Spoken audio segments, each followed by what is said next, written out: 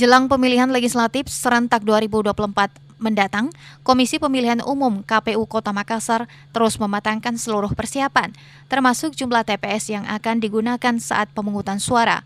Berdasarkan jumlah data pemilih sebanyak 953.544, KPU menetapkan setiap TPS dibatasi hanya berkisar 250 hingga 275 pemilih, sehingga ditetapkan jumlah TPS yang akan tersebar di Kota Makassar sebanyak 4.178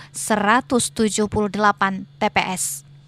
Komisioner KPU Makassar Bidang Data Romi Harminto menjelaskan, dari total 4.178 TPS yang akan disebar di 15 titik di 15 kecamatan, 154 kelurahan dibagi menjadi 250 hingga 275 pemilih setiap TPS.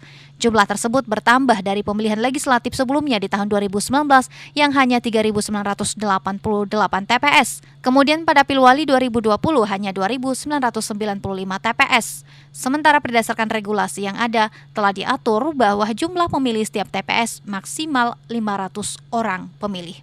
Terakhir ini data pemilih Kota Makassar itu sebanyak 953.544 pemilih.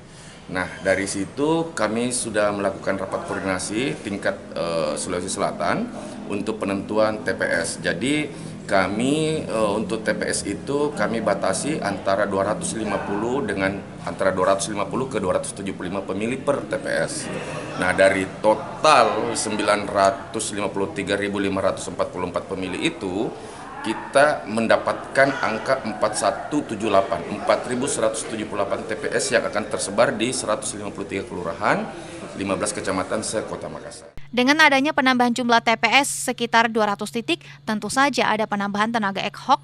KPU Kota Makassar mengaku kebutuhan tenaga khusus KPPS di 4.178 TPS membutuhkan 37.000 orang, sehingga KPU akan melakukan perekrutan 3 bulan sebelum tahap pelaksanaan.